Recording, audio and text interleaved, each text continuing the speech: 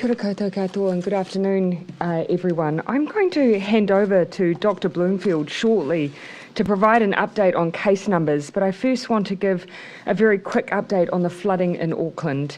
As you'll have heard, thunderstorms and heavy rain in the early hours of this morning has caused severe flooding and damage in parts of West Auckland.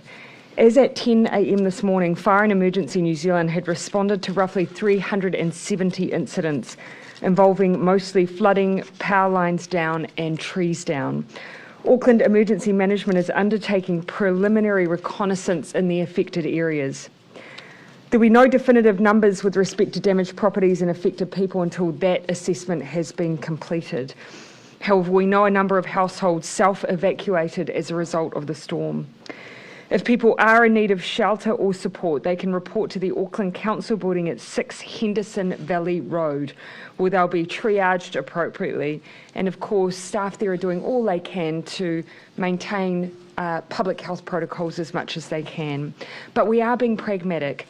Emergency situations and evacuation advice overrides alert level requirements. The most important thing is keeping people safe. If you're advised to evacuate by authorities because of an emergency, please follow that advice. And of course, we understand that the situation will mean that there will be some bubbles who by necessity are joining other families simply because they need shelter. Please call 111 if life, health or property is in danger. Emergency services continue to operate. Check Met Service online for the latest on weather for your region, your local council or civil defence group website for instructions and advice, and NZTA for any road closures. Now, 2 drive-through vaccination centres, Trust Arena and Airport Park and Ride, they closed temporarily due to the impacts from the storm, but both have now reopened. The Airport Park and Ride drive-through vaccination centre in Mangere reopened shortly after 9 a.m. after 2 marquees that had come down were re-erected and repositioned in order to restart vaccinations. The Trust Arena drive-through site moved inside for the day and reopened at 10:30. People will be directed to park on site and asked to enter the stadium to be vaccinated rather than stay in their vehicles. The usual drive-through model we expect will reopen tomorrow. Anyone who was impacted by the late opening was not able to attend their appointment this morning will be contacted to reschedule their bookings for later in the week. Finally, I know for Aucklanders, this weather event must feel like another blow at an already incredibly difficult time, and some of the damage I've seen to people's homes is just devastating. Please do look after yourselves, do reach out for help and support. It is available to you. I'll hand over to Dr. Bloomfield. Thank you, Prime Minister. Kia ora koutou katoa. So today there are 49 new cases of COVID-19 to report. All of these are in Auckland. Obviously, that's a further decline on yesterday's daily case number, 4 fewer, and is our lowest number of cases in 6 days. It does provide a further reassuring indication that our public health measures are rapidly slowing the spread of the virus. Of note, 66% of new cases reported yesterday, that is to 9 a.m. yesterday, are household contacts of an existing case rather than from exposures in the community. And of yesterday's 53 cases, 77% did not create any exposure events, implying that they have either been isolating since lockdown started or since being identified as a contact, thus reducing potential new chains of transmission. Of the cases we reported yesterday, only 23% therefore are considered to have been infectious in the community, compared with 30% the day before and 35% the day before that. Now, these cases who have been infectious in the community may simply have been visiting the supermarket or a healthcare provider, or indeed they may be an essential worker. Furthermore, based on our updated modelling, the reproduction rate of the virus in this outbreak is now looking like it is remaining under 1, which means cases will continue to decline and we are successfully breaking chains of transmission. The seriousness of COVID-19 infection is also very visible to us, with today 33 people in hospital, including 8 in ICU or high dependency unit, and of those, 2 are being ventilated. These hospitalisations obviously have an outward ripple effect on our communities and whānau, and my thoughts are with those individuals and their whānau. It's also sobering that of the current Auckland outbreak, 6 cases are under the age of 1. All this information reinforces the importance of us doing everything we can to stamp out the virus. That includes strictly sticking to the alert level framework and getting vaccinated when you are eligible. This is our best chance to do it. We are making a difference, and we need to continue to do so. I'd also like to stress that it's important for anyone who needs any form of healthcare that it's important they do so when they need it. Do not delay care. Hospitals across the motu, including at Tamaki Makaurei, are safely managing anyone needing hospital level care. All services are operating safely under Alert Level 4 protocols. Finally, yesterday was another big day on the testing front with 16,755 tests processed nationwide, the vast majority of those in Auckland, and many of them picking up the day 12 tests for our close contacts. Our 7-day rolling average is 31,600.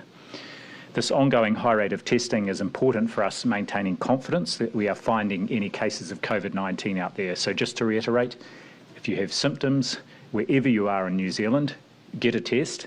And of course, if you have been at a location of interest, it's very important that you isolate within your bubble and get a test. There is more detail in the Ministry's 1 o'clock statement today. Thank you, Prime Minister. Thank you, Dr. Bloomfield. As everyone will now know, at 11:59 p.m. tonight, all of New Zealand south of Auckland will move to Alert Level 3. So I want to go over what that looks like and remind people of the tools that you need to use to restrict any risk of COVID spreading. As I said yesterday, Level 3 is progress, but it is a setting that still requires a high degree of caution because the risk of COVID in the community remains high. Bubbles stay in place at Level 3.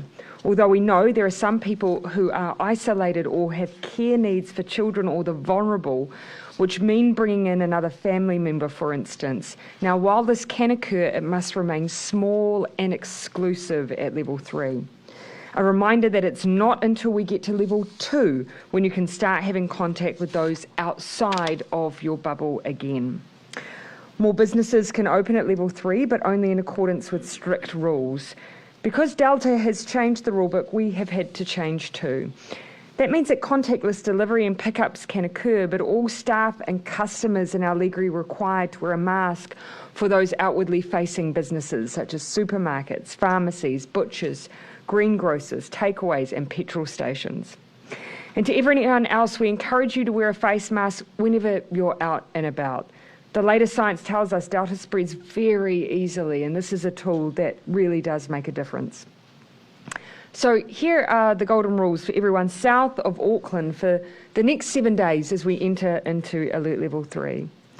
Stay at home, keep your bubble small, and exercise and shop locally. Keep your distance from people. Delta is highly infectious. Continue working from home if possible, and keep children and young people at home with you.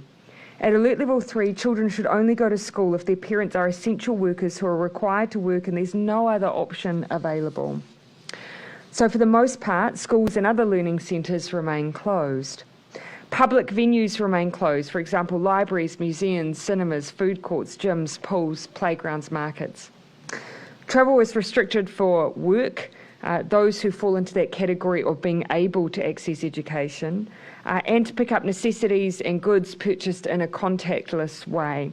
And of course, we continue to ask people to keep their recreational activities as local as possible. And if you haven't been already, get vaccinated. From tomorrow onwards, all people 12 years and over can book a vaccine. There are things you can do at Level 3 that aren't part of our highest alert level. You can, for instance, order from local cafes, restaurants and retailers as long as you don't make contact when picking up those purchases or having those purchases delivered to you. Weddings and civil union ceremonies, funerals and tangihanga are allowed for up to 10 people. Other gatherings such as faith-based services, sports games, social events are not permitted. We know from this outbreak it has been these types of gatherings that have seen the spread of COVID-19 the most. Some messages now for businesses. If you own or run a business and that business requires close physical contact, you cannot operate. Businesses and services must be contactless and meet safety requirements, including physical distancing, having extra hygiene measures in place, such as staff wearing face coverings and contactless options for ordering, pickup, delivery and payment. In line with the move to Alert Level 3, the boundary to the south of Auckland will come into effect at 11:59 p.m. tonight. I want to now go over the rules around crossing that boundary. Personal travel between alert levels is highly limited and includes things like emergencies, care or support for someone in a critical or terminal condition or shared childcare. All other situations in which travel is permitted are listed online on the main COVID-19 website. Business and work travel across the Alert Level 4 and 3 boundary is also strictly limited. If you work for an Alert Level 4 business or service, you are permitted to travel across the boundary for the purposes of that work. You will need business travel documentation. These are being processed by MB, a job they started several days ago when those applications started coming in. If you haven't applied already, you can do so at business.gov.nz. A quick reminder of why the boundary is there in the first place and what we're trying to achieve here. We're trying to stop the spread of a particularly infectious and tricky virus. So please do not cross alert level boundaries unless it is for those serious reasons that we have set out. Otherwise, to conclude, we have a second day where our numbers have declined. We want that trend to continue, but we do have some hard work in front of us still. We want the tail of this outbreak to be as short as possible, but that is up to all of us. So to everyone, please do stick with it. And as we transition to level 3, please do remain absolutely cautious. Yeah, Jessica. Any information about, you mentioned 6 children under the age of 1. Do you know how many are under 12? And how is it affecting children who are that young? Are they seriously impacted? If you don't mind, I'll have Dr. Bloomfield cover it. I don't have further detail. We are updating the demographic breakdown of the people in the outbreak each day on our ministry website, so age, ethnic breakdown. None of those younger children are in hospital. I think the youngest person in hospital is 18. It does tend to be less severe in children, but it just does go to show this is reaching right across the age groups. And I think it's 2/3 of our cases are under age 34, so it is very much in that younger group at the moment. Jessica, I'll let you finish on that. We've had reports with the flooding of people going in and helping other people get out of help. Yeah. And things like that. What should they do now if they have burst those bubbles? What's the advice? Look, our advice is in an emergency situation, the emergency takes precedence. We have to be practical here. We absolutely understand that these were situations in which people's lives were threatened or they may have been gravely injured by the events around them. So the priority was their safety and getting people out. For those where there may have been contact with others, of course, that may be a natural byproduct of just evacuating people. Just continue to keep an eye on your symptoms. Try and get back into those bubbles as much as you're able. We are there to support people to find new accommodation so that they can get themselves back into a safe environment. Dr. Bloomfield, how many cases have been unable to be linked back to the outbreak, both epidemiologically or by location of interest, and how worried are you by this? 51 at the moment, Dr. Yep, so total of 51 of all the cases, which I think is 610 now, haven't been yet epidemiologically linked. But of today's 49, only 19, no, it might have been 17, I think, by this morning when they reported, hadn't already been epidemiologically linked. How concerning are those unlinked cases, and how worried are you about further mystery cases?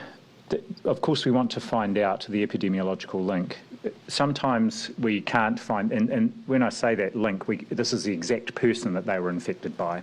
But of course, the whole genome sequencing, which is being done apace as well, helps us to link those cases to the outbreak. So at the moment, there's nothing that our AFS colleagues in Auckland are reporting as concerning about cases springing up, but that's obviously what we would be interested in looking for. And one of those, we also, of course, 10 of the unlinked are 6 or more days old. And what we've seen is those unlinked cases actually over time have reduced as in some cases, new cases when they emerge become the piece in the puzzle that's required to be able to connect the dots. But as we go on, we are keeping a very close eye on those unlinked, because that will tell us whether or not we have potentially chains of transmission that could lead to additional cases in the community. And those are the numbers we need to bring right down. I'll let Tova finish and then I'll come over to you, Jason. Yeah. Just to go on how serious Delta is, could you give us a sense of the condition of those patients in the hospital, and particularly the ones in ICU and HDU and on ventilators? Well, I think it's enough that they require hospital level care. That's, so they are, if you think about being unwell enough to be in hospital, that's important. Most of them are in older age groups, but clearly, again, the number that are in ICU is indicative too. And what we've seen from overseas is it seems that Delta, the hospitalisation rate with Delta is about twice what it was with the earlier variants, and that would be the pattern we're seeing, somewhere around 6 to 7% of people. And if you think about the age distribution, that's probably even more significant, that 6 to 7% of people are in hospital. And you look across at Australia and they too are experiencing very high rates of hospitalisation as well in their outbreak, and I think it really is indicative of the extra danger that Delta really does present. Prime Minister, yeah, Jason, and then we've been advised Claire. that there is a positive case of COVID-19 detected at the Spring Hill Corrections Facility. Could you please, A, confirm if that's true, and B, give us a little indication of what the protocol is in terms of this location? Yeah, so Dr. Bloomfield, do you want to start? I'll start there. I've got some information. Yes, so this person had identified themselves as having been at a location of interest and immediately isolated and got tested. It's one of the corrections officers at the facility. Corrections were informed last night, and suffice to say, under Alert Level 4, they already have very strict protocols around minimal contact between staff and inmates, and also use of PPE and so on. They will be putting out some more information later on, but essentially at the moment there are 23 staff who had contact with this case at work. They're already isolating and being tested, and likewise there are 123 people in the unit where the staff member had worked who have also been segregated and are being tested, and they're also looking at whether there may be a role for just testing the wastewater there just to get a sense of whether there's any infection in the actual facility. They also keep rigorous record keeping, as you would imagine, in a corrections facility regardless, which will enable them to undertake contact tracing, and the officer in question is fully vaccinated. So what happens with the prison at that stage? I assume that all the people there would be essential workers. Are they isolating from home? And if so, how is the prison run?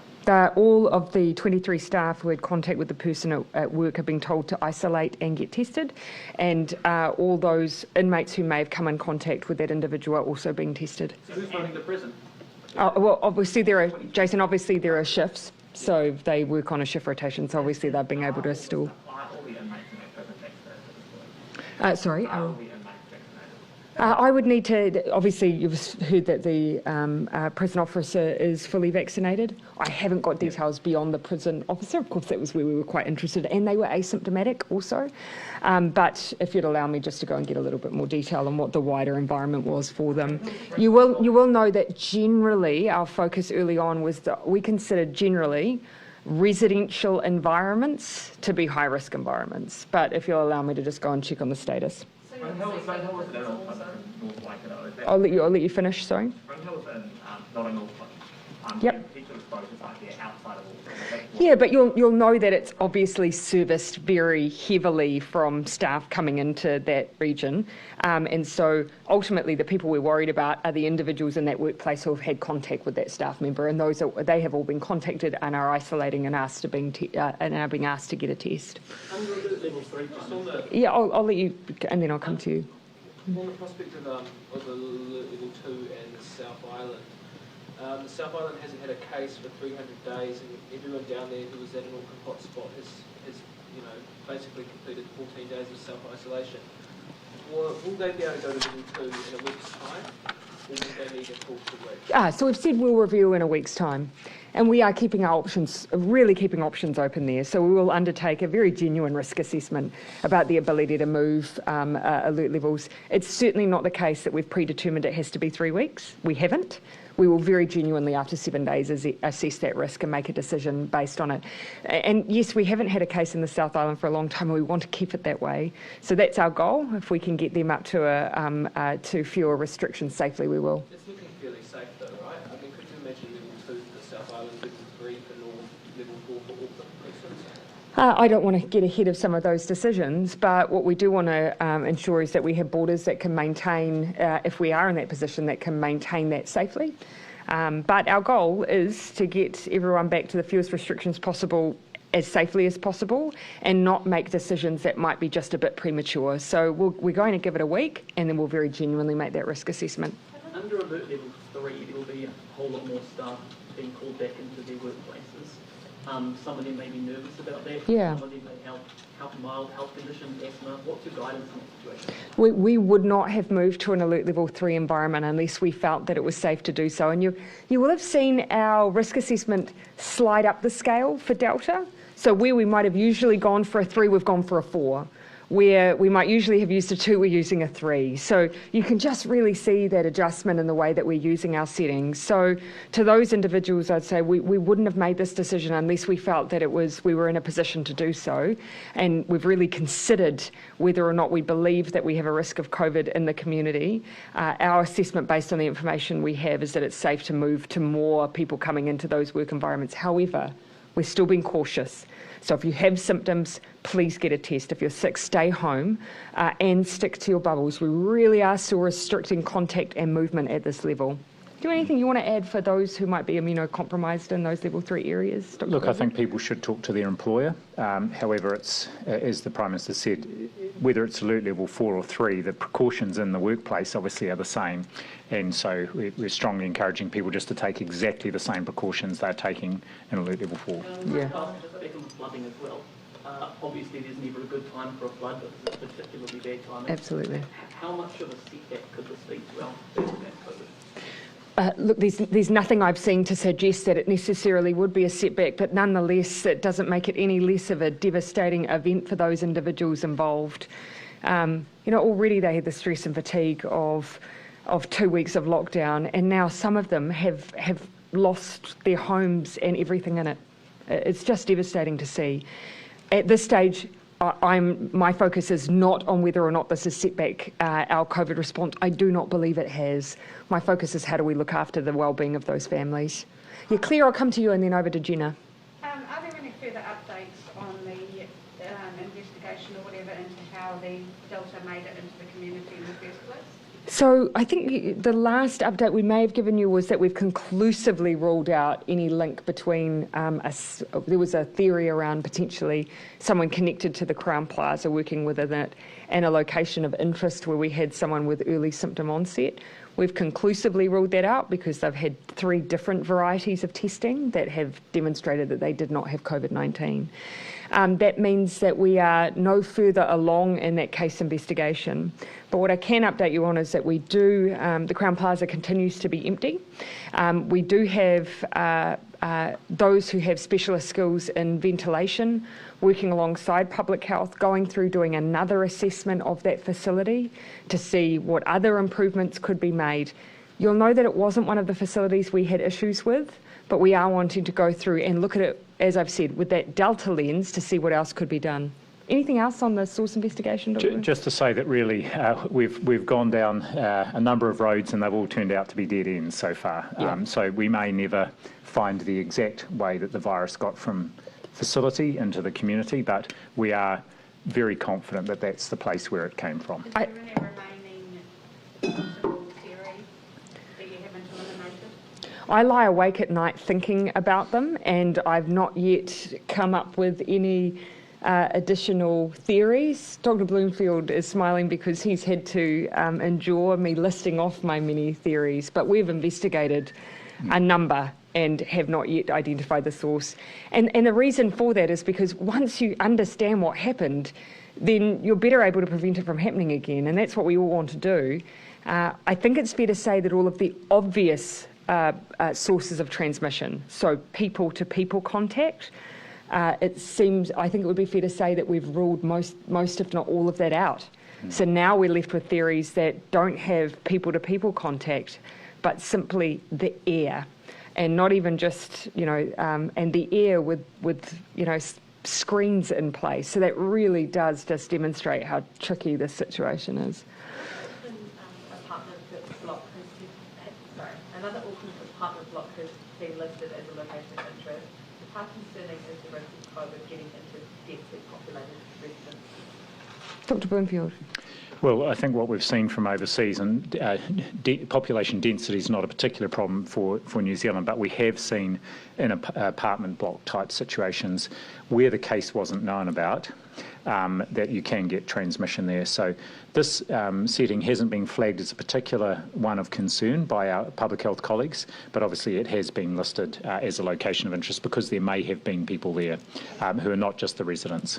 And a resident of the Mount Residence Apartments has told us that she hasn't been tested yet, and she wants the government to send testing staff in like they have done in New South Wales. Would you consider that? I would be guided by the advice of our public health team. It would depend on the nature of the exposure, the likelihood that there could be anybody who's who may have been exposed, and the timing of it as well. Jessica, and then I'll come back. I'll pan around again. How comfortable do you feel about MPs being here and the sort of mini parliament sitting? Look, I think my frustration is simply that there are alternatives, and we're asking everyone around New Zealand to try and adapt in the way that they worked to do as safely possible in a level 4 environment. And my view was that there were ways that we could do that too. Those unfortunately have been rejected, so we find ourselves meeting in person. That being the case, we will use all of the safety precautions we can to just make sure it's as safe as possible. But it is a disappointment that we couldn't be as agile as other New Zealanders have been. There is, at the boundary line in Auckland, there is a road that is split in half, one side on level 3 and one side on level 4 in Mercer. Are you doing anything to adjust that? Do you see that being a problem? I'm not familiar with that exact boundary line.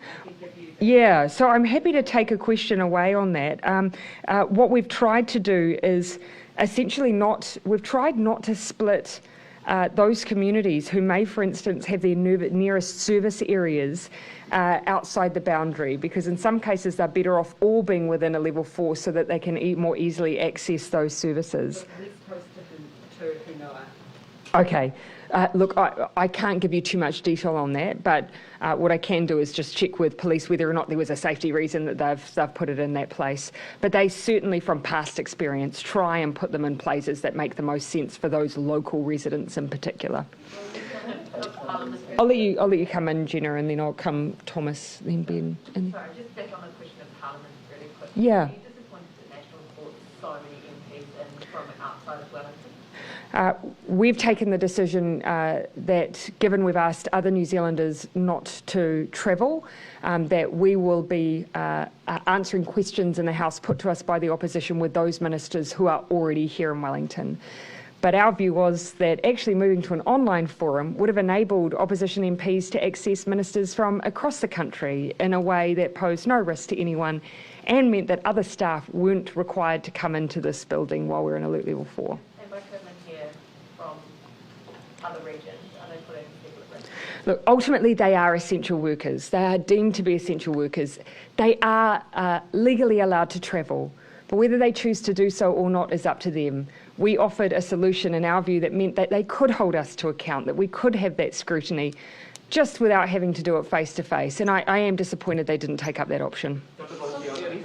Oh, sorry, I did say that I'd come to Thomas. And then, sorry, Henry, I have left you out. I'll come to you after that.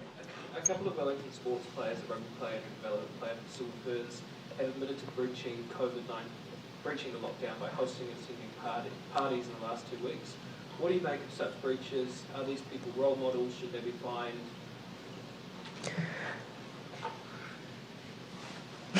Well, I'll let the Director General start. Look, I think they've, from what I've seen, they've put up their hand and said mea culpa. They've apologised. They recognise it was neither the right thing to do nor the sort of role modelling that would be expected of people who've got those sort of prominent roles. And I guess it's just a timely reminder that it needs everybody to be obeying the rules, whether they're top flight sports people or ordinary New Zealanders. Yeah. We have an 18-year-old in hospital right now. I don't think anyone can assume that they are safe from this virus, so we all have a job to do. So my request would be we need everyone from all walks of life to do their bit and to be the best role models that they can be. Can I just ask on the vaccination bookings, do you know how many bookings have been cancelled in the past week why they've been cancelled. There's sort of widespread reports. Oh, cancelled what, sorry, was that? Vaccination bookings. Several widespread reports of people bookings being cancelled. Oh, okay. No, that's not something I've had. Them cancelling them or others cancelling their bookings? Some have been told to go to alternative venues, some have been advised they need to rebook, and others are finding nothing available to October, November, which is not really the same thing. So you will have seen, of course, that we've continued to see very high levels of demand. So 76,354 doses administered yesterday. So 25,000 more than we anticipated at this present point in time. And that's because not only have we been bringing on more sites, and in particular GPs have become available, we've also got surge capacity in sites like, for instance, Auckland's drive-through sites. So that's why we're delivering more than previously we'd planned. There are some sites that for some reasons may not be able to operate under these level 4 environments. That might be the reason some are being cancelled, but...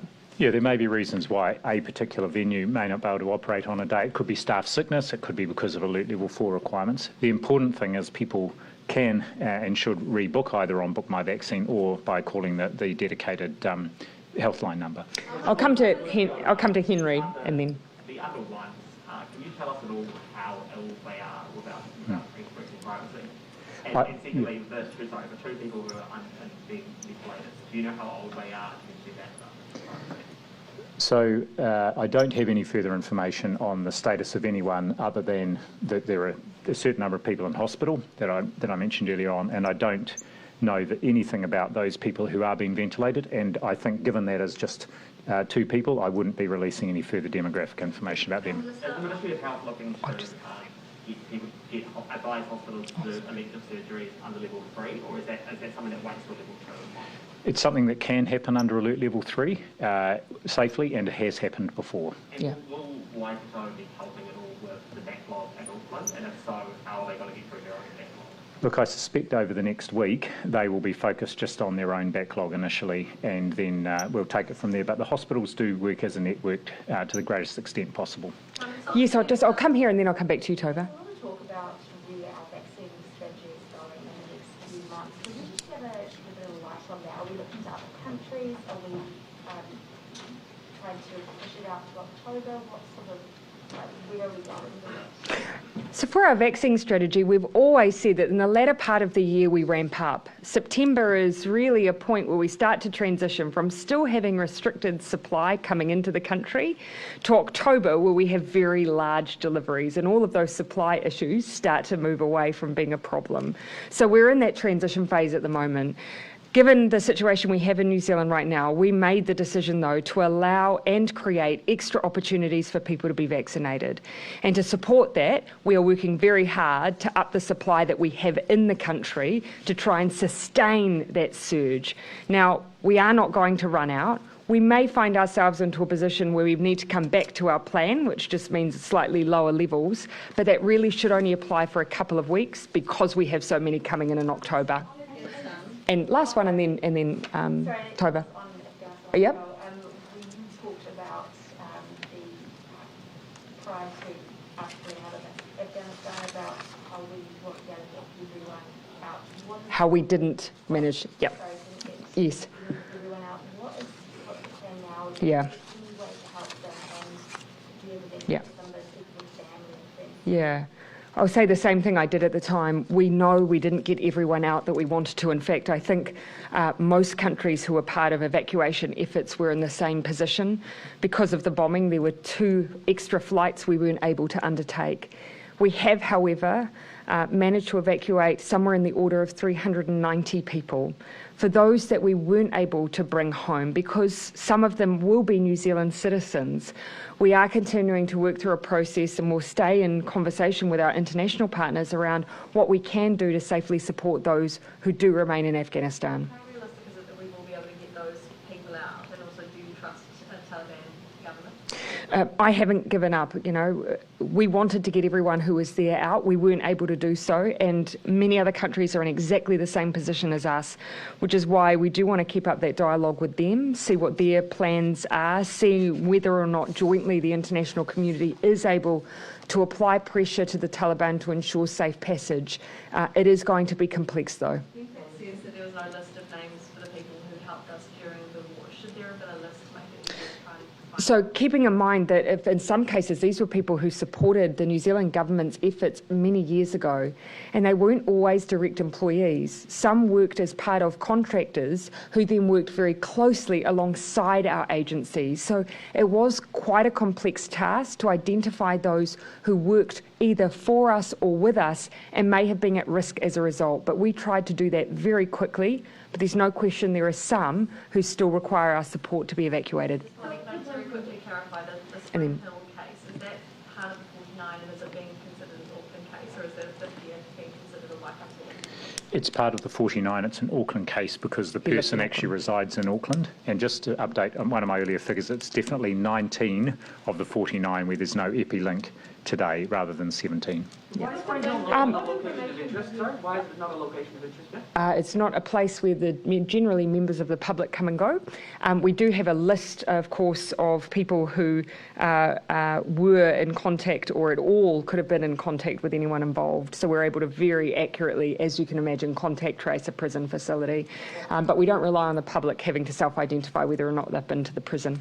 Ben? Can I take you back to the overall case numbers today and the case profile? It feels like a significant turning of the numbers today, and Dr. Bloomfield did say these cases will continue to fall from this. How encouraging is this? Should Kiwis feel delighted? I would ask Kiwis just to hold that thought. And so every day for me is another step, a bit of progress, but too early. For me, I want to see sustained reductions over a period of time, and I think actually most people want to see that. But it is good not to see some of those high numbers we were only a few days ago, but it's another step. We've still got a journey to go through. Dr. Bloomfield, Yeah. last week you provided advice to Cabinet that it was unsafe for Parliament to sit. Where did Joe go? Did you update that advice this week? Do you feel that Parliament is unsafe to sit? So I was asked to provide advice to the Clerk of the House about if Parliament, for this week, if Parliament was to sit face-to-face, what measures they would need in place and what the maximum number of people would be safe to have within the debating chamber in particular. And so I gave advice around mask use, social distancing and so on, and a number that could be in the debating chamber at any one time. Do you consider what's happening today to be safe? Well, I was asked to give advice. I'm not the decision maker on that. I gave my advice around if Parliament were to reconvene, here are the measures that I would recommend were in place, just as in any workplace, to help reduce the risk of any transmission. Was your recommendation that 0 was a safe number for the debating chamber? I wasn't asked for advice on that. I was asked for advice about how any risk could be reduced, and that's the advice I gave. Yeah. Ultimately, to be fair to Dr. Bloomfield, ultimately the Business Committee has it within their power to work through these issues. Unfortunately, consensus wasn't able to be formed, and so therefore we're left with a situation where there are only really two options. Either I call on the Speaker to suspend question time of the debating chamber and its business once again, which I was reluctant to do, or we come together to meet, or we have those online arrangements. Of course, you know what my preference was, but here we are. Yes, I said I would come to Middle, and then I am going to come back to Māori TV. Do you have an update on the current works to increase vaccine supply? I don't have an update for you, but I can tell you that it continues. I've said that we need to make those decisions this week, but you already know really what those options are. We created surge capacity. So by making that surge capacity available, those drive-through options available, that's some of the reasons that you've just seen that enormous increase in numbers that we're being able to put in, particularly in Auckland, that extra throughput. The worst case scenario is that we revert back to our plan, which is still 350,000 doses going out a week. That decision just needs to be taken this week. Pati. Are we still on track for red flights to start to commence from Australia to New Zealand, given the numbers? numbers in MIQ? So what we want to do is put Australia back in the same position as every other part of the world, which is that they have access to flights and then the ability to come into managed isolation. We know there are some people that since those flights suspended in June are now in emergency situations and need to return. MB have indicated there will be a red flight out of New South Wales coming into New Zealand because there are people who we still have not managed to bring home since the bubble was shut down, and that is still on schedule. It may take us a little bit longer to open up for other parts of the country where they did have an option to come back a little later than New South Wales did. Given the 10 or so breaches to MIQ to date, are you still confident that MIQ is fit for purpose? Yes, we are. You know, actually, I think what it demonstrates is just how difficult Delta is. You will have heard from our description that actually it hasn't, the issue that we've had here has not necessarily come from staff. We haven't been able to identify some of those more normal ways that you might see COVID-19 escape. So I think that demonstrates just how tricky Delta is and why it's so important that we have been using quarantine, because by and large it's done the job of keeping the virus out of New Zealand. Your comments on the quarantine facilities, perhaps? Oh, look, I think really that those many months that we had keeping the virus out of the country, and for the last couple of those all Delta variants, speaks to the rigour of our managed isolation and quarantine procedures and the professionalism of the staff there. But as the Prime Minister said, you know, as every other country has found, it's very tricky virus to keep out, and it's really what you do when you do find it, and that's why we're in alert level 4. Just lastly, Yeah. you found out that there were 6 babies now with COVID-19. How did that make you feel? Oh, you know, this for me is a reminder of why, for now, our elimination strategy is so important, and then why our vaccination strategy is so important. There are some vulnerable and young members of our communities, you know, our children, who aren't eligible to be vaccinated, and the best thing that we can do to look after their health is to be vaccinated ourselves, because they get it from us. And so that's a really important message. If you can be vaccinated on behalf of the tamariki. Yeah. So, yes, go ahead. Just on as the vaccination rollout starts to roll out to the younger population, how do you ensure that Pacific youth are getting the right messaging around the vaccine, given that the exposure to social media, but also what's the role that parents and caregivers and teachers can play in helping the youth make the decision around the vaccine? Yes, so there's a very dedicated effort going on to make sure messages get out to all youth, but including focused on Pacific youth. And I was part of a zonal last Friday evening, actually, with a number of Pacific youth from around the motu, exactly on this, answering questions. We had a range of Pacific health professionals there to talk about vaccination, to answer questions, so that those young people could also then go out and spread the message with their peers.